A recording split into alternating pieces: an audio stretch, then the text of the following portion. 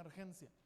Sin embargo, amados, cuando leemos la palabra de Dios, entendemos que la prioridad solamente es una, porque una segunda cosa ya no es prioridad.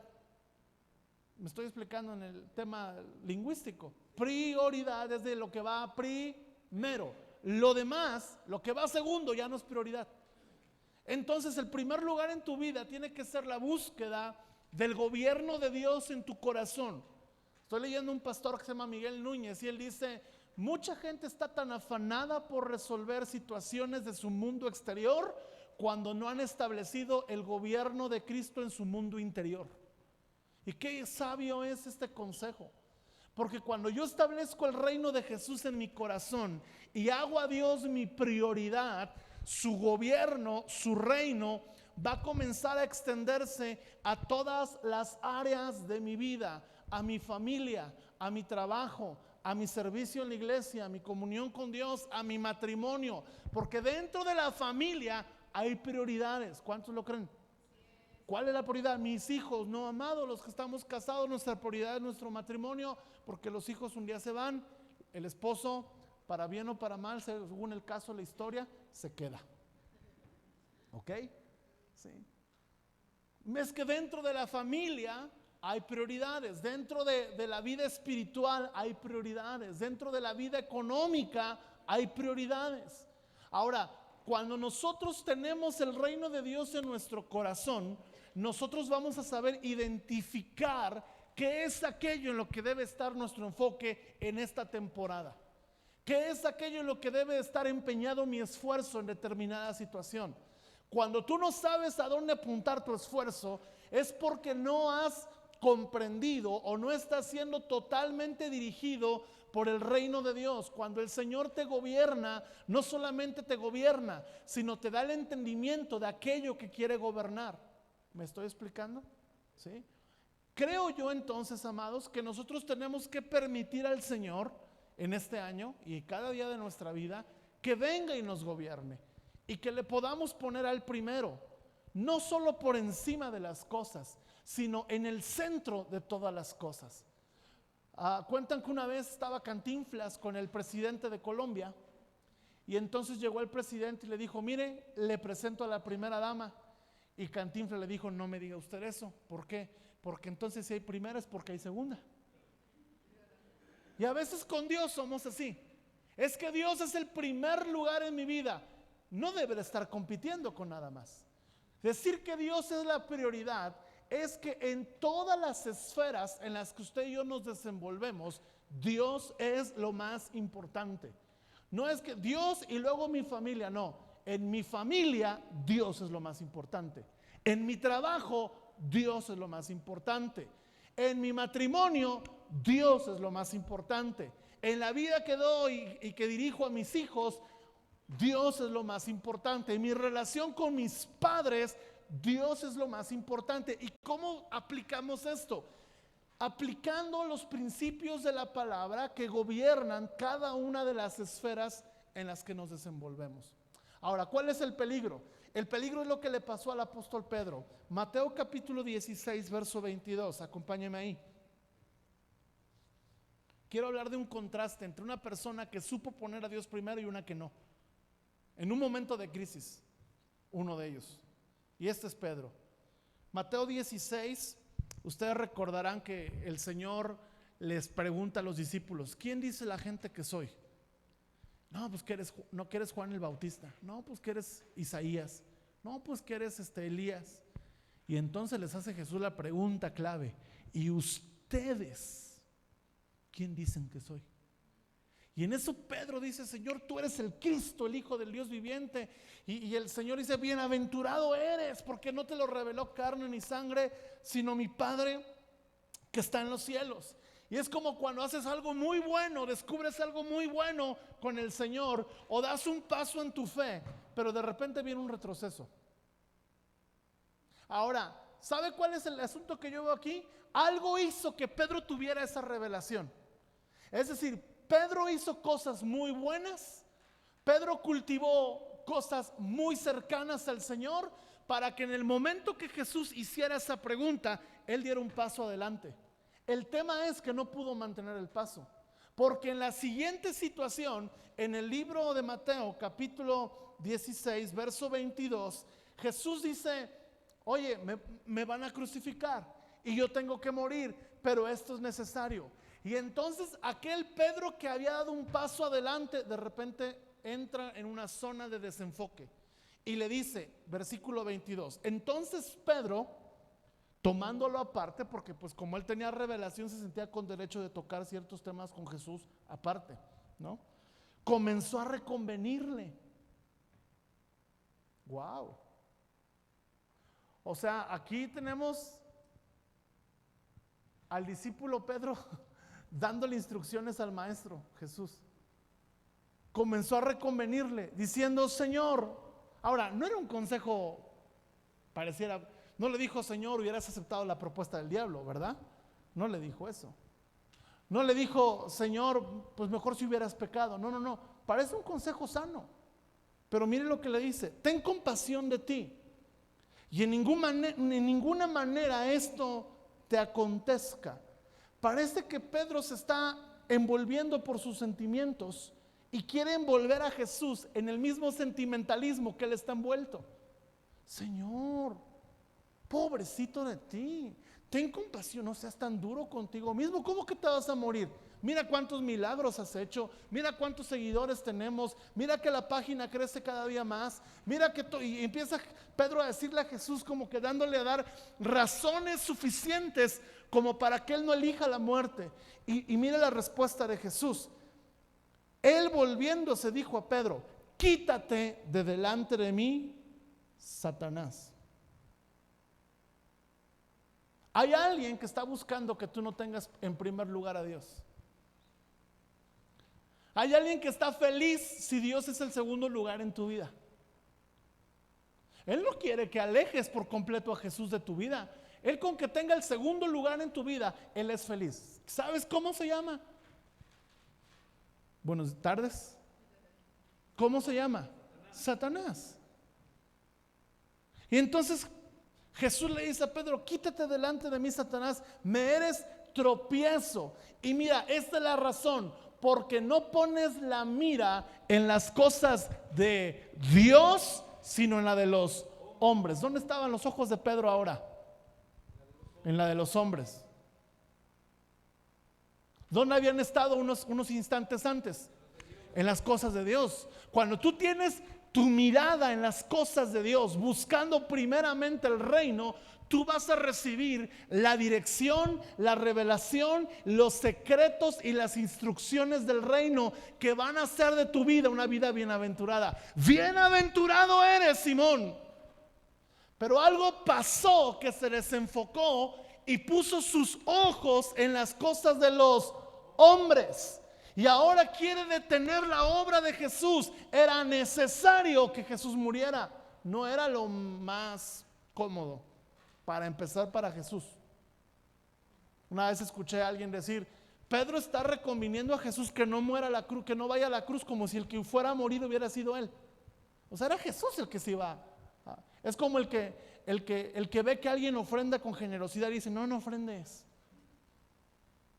Algo así. ¿Me explico? Y Pedro está en esta actitud, Señor, pero ¿por qué? Y Jesús como que, bueno, Pedro, pues si no es tu vida, no es tu cuerpo el que va a sufrir los azotes. ¿Dónde tenía la mirada Pedro en un momento? En los cielos. Y después, ¡pum!, la perdió. Ahora, porque yo les quiero poner este antecedente. Número uno, porque veníamos acá oyendo el superlibro en la camioneta y esa historia estaba ahí y de repente Dios me habló. ¿Pero por qué? Porque a veces empezamos el año con revelación acá. Ahora sí, Señor, en todas las áreas voy a hacer mi TCD. Me cae, Señor, sin maratones, voy derecho. Ahora sí, Señor, me voy a congregar todos los domingos. Ahora sí me voy a levantar al Zoom de oración. Ahora sí voy a ser un buen esposo, Señor. Ahora sí voy a ser una buena esposa. Ahora sí voy a ser un buen padre. Voy a ser un buen hijo. Y avanzas porque traes ímpetu. Pero de repente te vuelves a desenfocar y vuelves a frenar la obra de Cristo en tu vida. Esto le pasó a nuestro querido amigo Pedro. Pero yo quiero que vayamos a una historia de un hombre que en este momento, en cuanto yo les lea los versículos, va a despedazar todo argumento que tengamos en este año para no darle a Dios lo primero y lo mejor. Porque yo no creo que alguien tenga más responsabilidad, laboralmente hablando, o tenga más ocupaciones que este hombre. Sin embargo, este hombre se dio un lugar para Dios. Y quiero que me acompañen al libro de Hechos, capítulo 8, verso 26. Y si este hombre aparece en la Biblia con todo lo que él es y lo que hacía, buscando primeramente las cosas del reino, es porque creo que nosotros tenemos una excelente oportunidad para mantenernos con los ojos en las cosas todavía no han comido el recalentado, ¿verdad? De hecho no hay, creo que el 31 casi ni hay, ¿verdad? Recalentado. Pero bueno. Dice Hechos capítulo 8, verso 26. Quiero que me acompañe ahí a la lectura, vamos a leer toda la historia para no perder detalle. Un ángel del Señor habló a Felipe diciendo: levántate y ve al sur por el camino que desciende de Jerusalén a Gaza, el cual está en el desierto. Entonces él se levantó y se fue, y sucedió, mire quién, un etíope, eunuco, funcionario de Cándace, reina de los etíopes, el cual estaba sobre todos sus, estaba sobre todos sus, era un hombre número uno gentil. Número dos, era un hombre consagrado al servicio de la reina Cándace. Y número tres, era un hombre muy ocupado con muchas responsabilidades de su patrona. Note que este hombre no era un fariseo, no era un profeta, no era un discípulo de Jesús, era un hombre que por alguna extraña razón conocía de Dios. Algunos atribuyen a la reina de Saba la herencia de la ley de Dios en el país de Etiopía, una mujer que vino a visitar a Salomón. Puede ser, no sabemos de dónde este hombre tenía el conocimiento de la ley de Dios, pero sabemos que era un hombre importante, era un hombre influyente, era un hombre cercano a una reina, era un hombre que administraba, él tenía asuntos muy importantes que atender en su día a día. Sin embargo, dentro de toda su agenda, primeramente buscó ¿qué? El reino de Dios y su justicia. Porque mire lo que dice aquí: él estaba sobre todos sus tesoros y había venido a Jerusalén para adorar. Es decir, ya había llegado a Jerusalén, ya había traído su ofrenda. Ahora, cuando dice aquí venir a Jerusalén a adorar, no crea usted que nada más llegó, se puso en el templo, entró al momento de alabanza, levantó las manos, sintió la presencia de Dios bien bonito y se fue a su casa. No. Quiere decir que este hombre trajo diezmos, trajo ofrendas, trajo primicias, trajo una ofrenda por su pecado, trajo una ofrenda de adoración, trajo holocaustos, probablemente trajo las 7 ofrendas que pide la ley para cualquier devoto judío. Qué increíble que este hombre viajó todo el desierto, todo un caminar para llegar delante del Señor a adorar. Y mi pregunta es: ¿tendría este hombre ocupaciones en su día a día? ¿Sí o no? Sí. Nos ha dejado a todos aquí sin argumentos. John Piper dice lo siguiente. John Piper es un pastor bautista, escritor, y él dice lo siguiente: cuando lleguemos a la eternidad y le digamos a Dios, no tuve tiempo para orar y leer la Biblia, dice, Facebook, Twitter, Instagram y YouTube se levantarán como nuestros testigos para decirnos: no, sí tuvo tiempo, solo que nunca lo puso en donde realmente es importante. Sí, yo sé que nuestro trabajo es importante, sé que la familia es importante, Sé que las ocupaciones del día a día son importantes, pero todo eso, amados, debe estar gobernado siendo Cristo el centro de toda nuestra agenda. Porque hay un peligro. Hay un peligro. No importa cuántas revelaciones tengas de quién es Jesús, con un segundo que te desenfoques, Satanás toma control de tus acciones y te saca de la jugada y te desenfoca de las cosas de arriba. Ahora yo quiero que veamos en este hombre qué sucede, qué bendiciones hay cuando ponemos a Dios primero. Lo único que sabemos de él hasta aquí es que a pesar de ser un hombre gentil, tenía temor de Dios. A pesar de ser un hombre ocupado, ponía a Dios en primer lugar. A pesar de ser un hombre que tenía cierta influencia, no le daba temor, porque muchos de estos reinos tenían que adorar a sus dioses, a los dioses de los reyes, y sin embargo él tenía como prioridad adorar a aquel Dios del cual un día había escuchado hablar. Yo quiero ver aquí algunas bendiciones que hay cuando Dios es el primer lugar en mi vida. Y estas bendiciones tómelas como promesas de establecer a Jesús como el Rey de nuestro corazón. La primera es, mire lo que dice el versículo 26. Un ángel del Señor, ¿a quién le habló? A Felipe. Lo primero que sucede es una activación. ¿Una qué? ¿Qué fue lo que se activó? El mundo sobrenatural.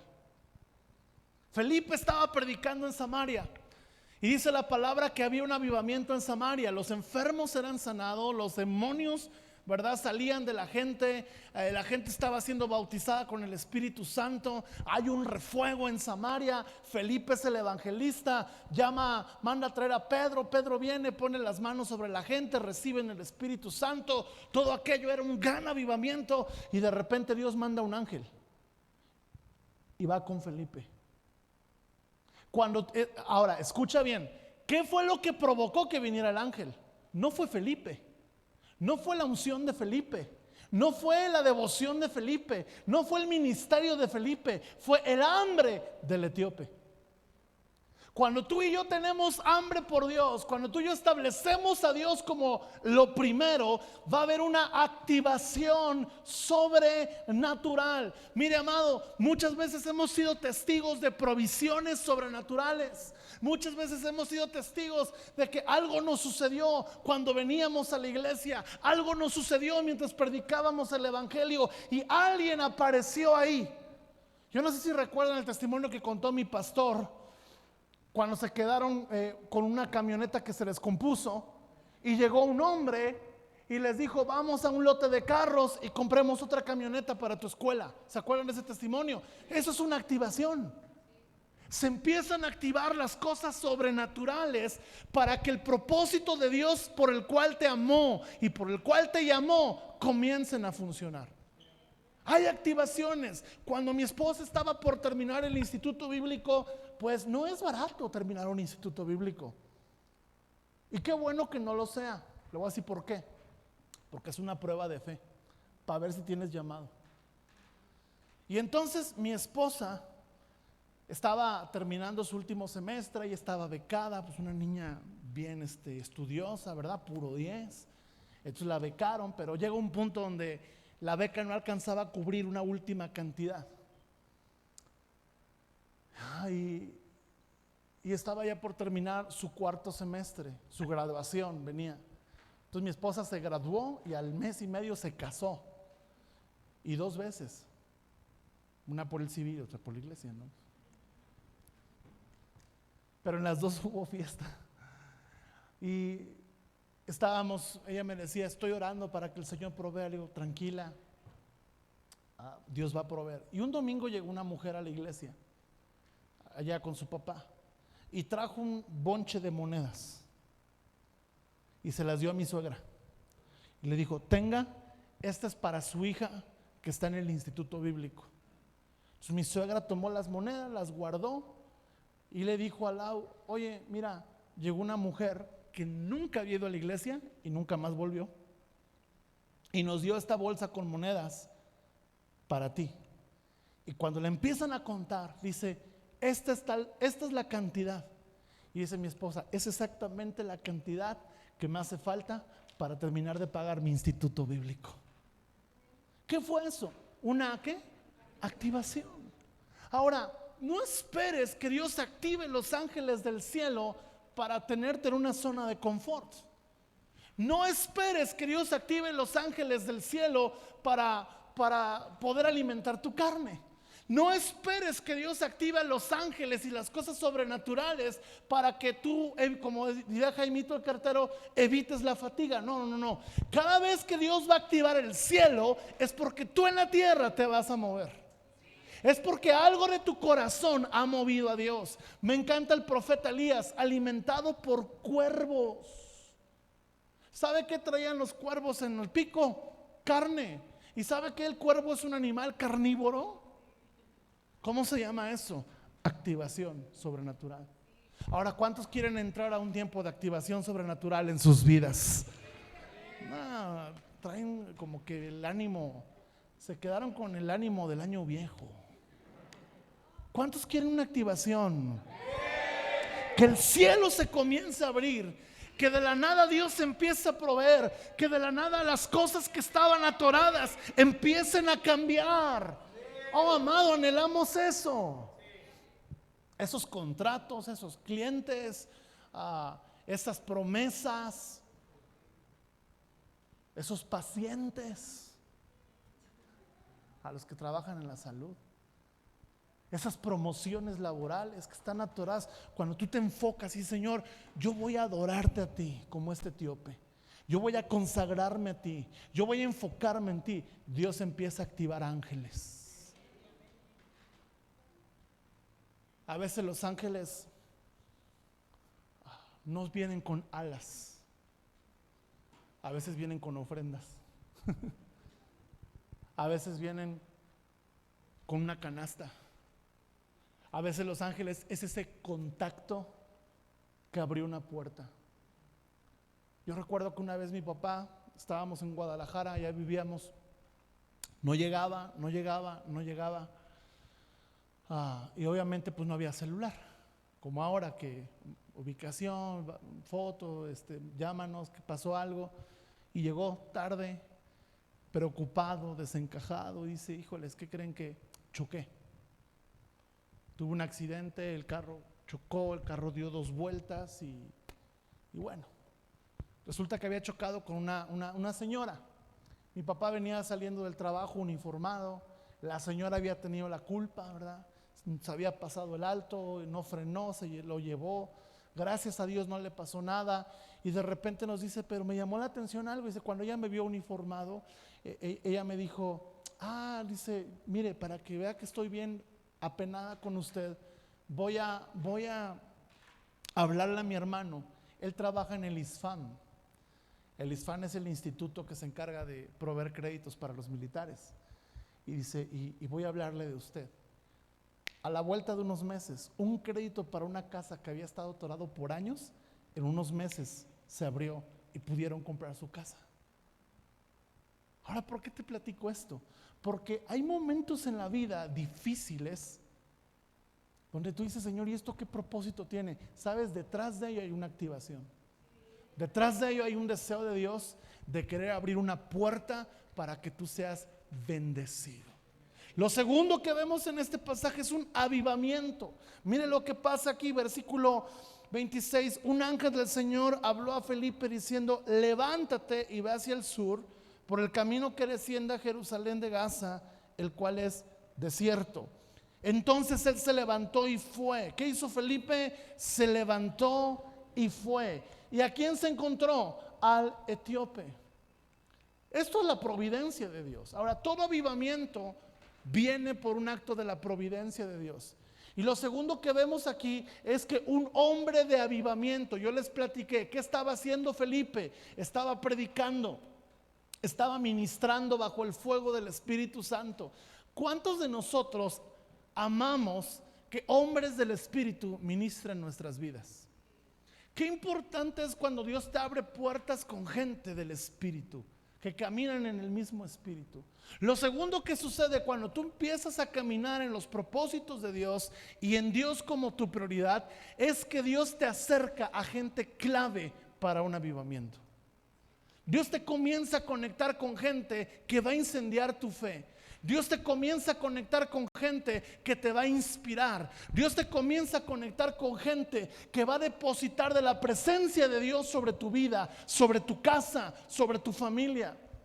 Por eso, amados, cuando nosotros de repente, por obra de Dios, ¿verdad? Mire, muchas de las relaciones ministeriales que tenemos y de los amigos que tenemos en el ministerio han sido por caminar con mi pastor.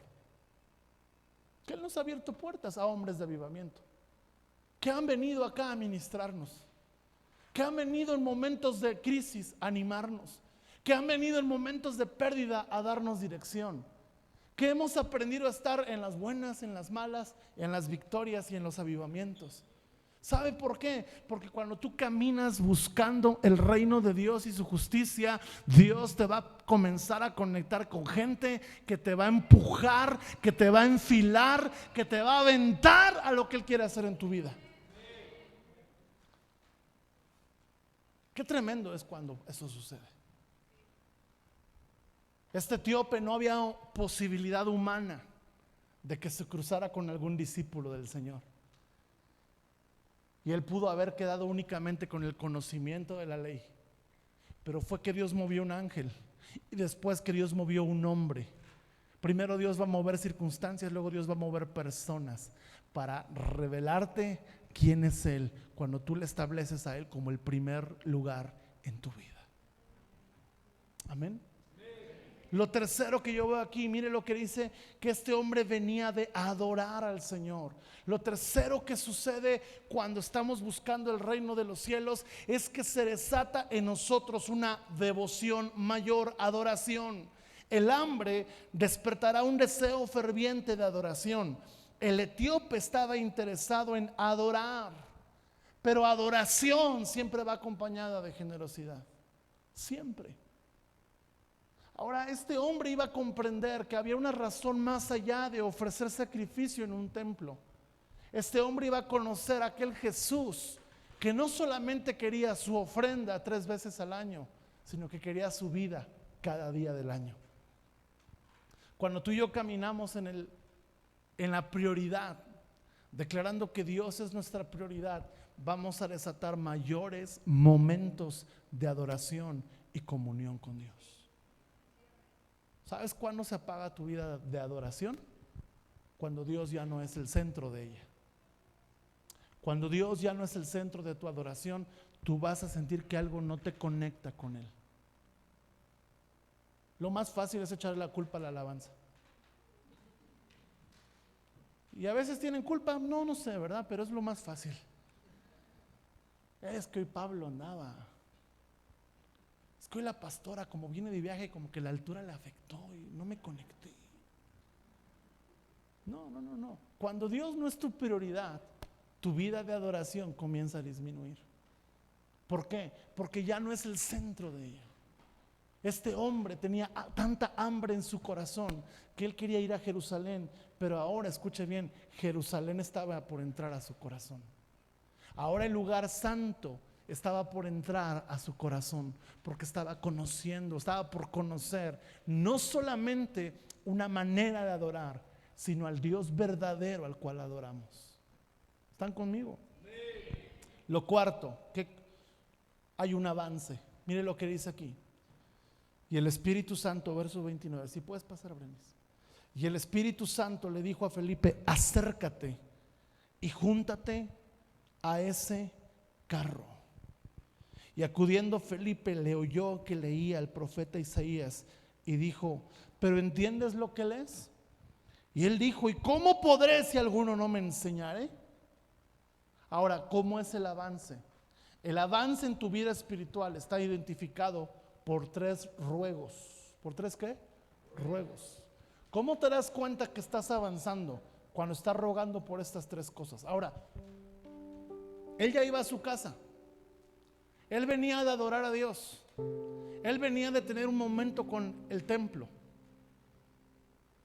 ¿Y qué hambre tenía No es como quien viene a la iglesia, bueno, ya escuché la palabra, guardo la Biblia, ahí la dejo, Señor, el domingo que entra nos vemos. El miércoles no, porque no puedo. Hasta el domingo.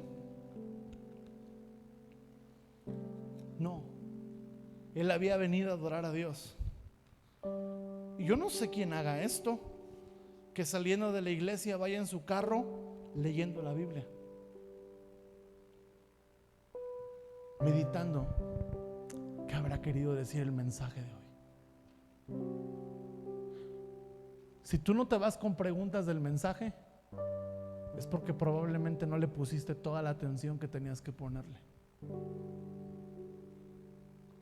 Un mensaje no siempre es para dar respuestas, es para desafiarte a las más incómodas preguntas sobre cómo estás viviendo tu vida en el Señor. La pregunta de esta tarde es: ¿realmente Dios es primero? Porque si es primero, voy a empezar a experimentar activaciones. Cosas sobrenaturales van a comenzar a suceder para que yo no me desvíe. Si realmente Dios es primero, voy a avivar mi corazón.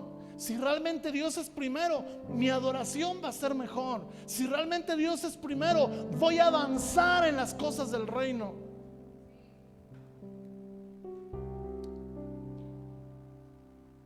Hay 3 ruegos que identificaron a este hombre.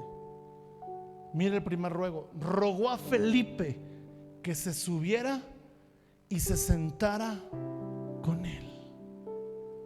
El primer ruego, escuche bien, es un ruego por ser enseñados en la palabra. O sea, él venía leyendo el libro del profeta Isaías. Él había adorado, pero no entendía ni papa de lo que había hecho. Pero qué hambre había en este hombre que decía: ya fui, ya adoré, pero yo quiero saber más. Y mire qué pregunta le hace a Felipe: ¿cómo podré si alguno no me enseñare? Pero me llama la atención la actitud de un hombre que tenía mucha influencia y mucha autoridad. ¿Qué hizo? Rogó. Felipe se acercó, pero él le rogó: súbete. Tú y yo tenemos que rogar por ser enseñados en la palabra. Tú y yo tenemos que rogar por meternos a las profundidades de la Escritura. Tú y yo tenemos que rogar. Pero ¿sabes quién ruega?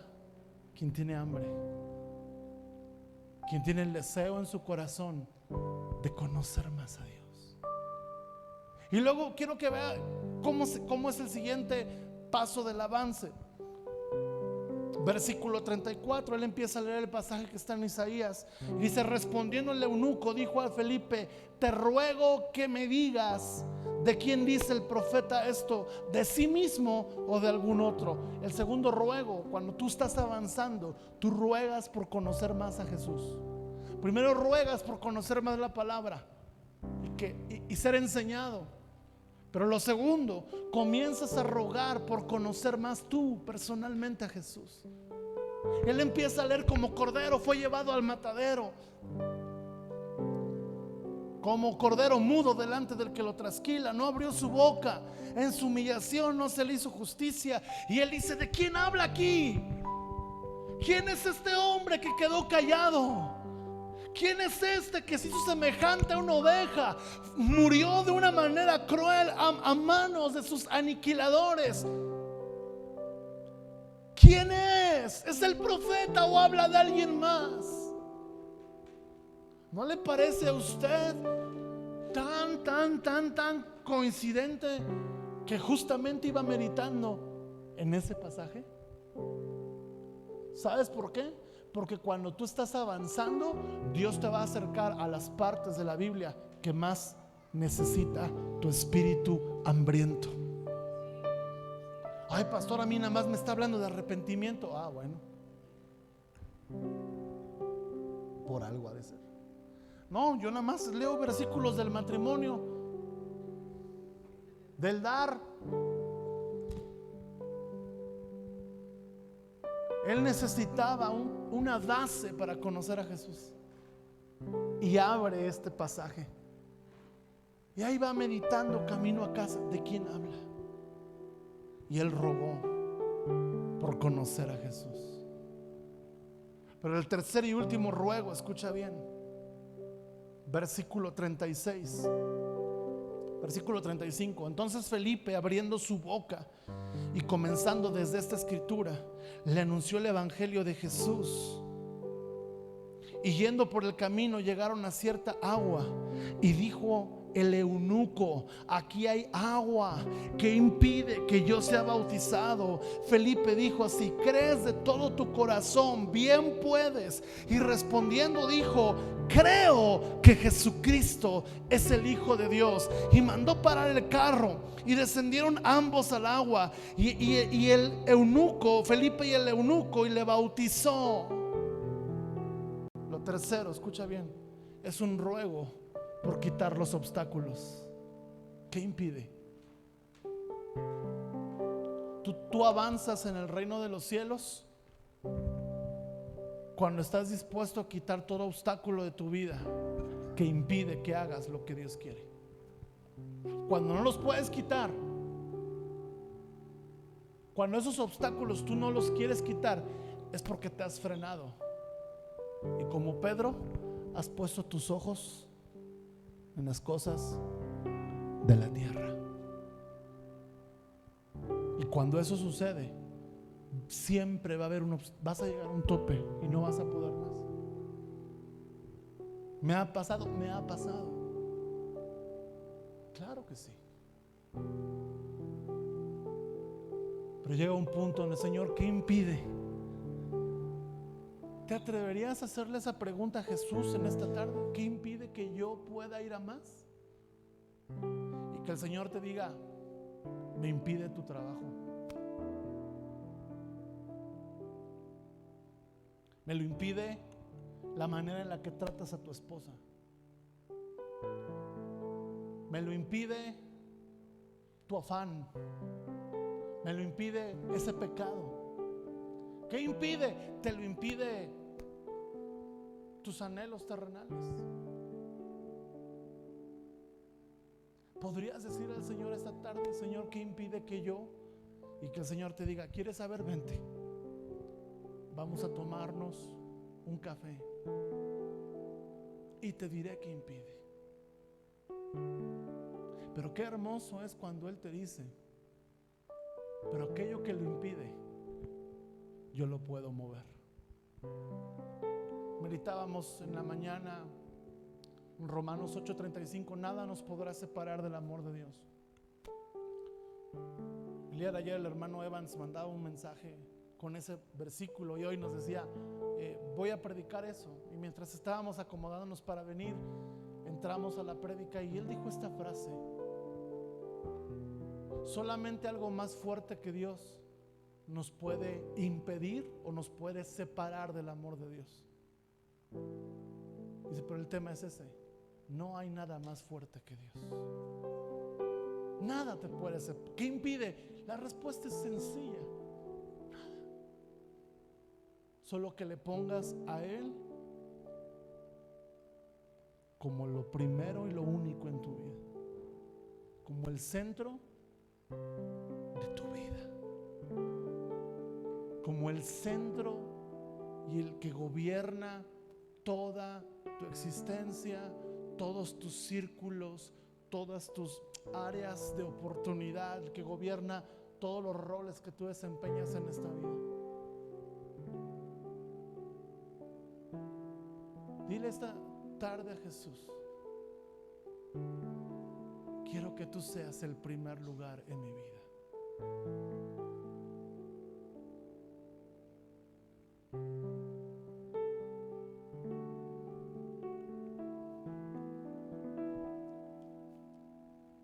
Quiero que tú seas el primer lugar en mi vida.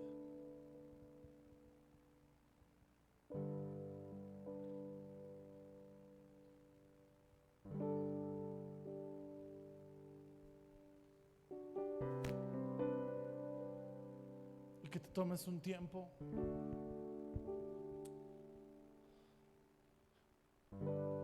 decirle al Señor: quiero que tú seas quien gobierne mi vida.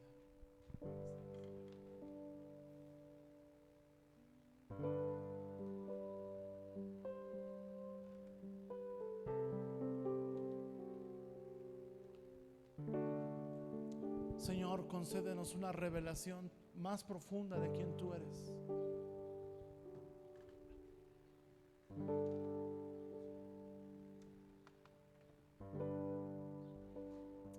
Concédenos una revelación más profunda de tu amor, de tu misericordia.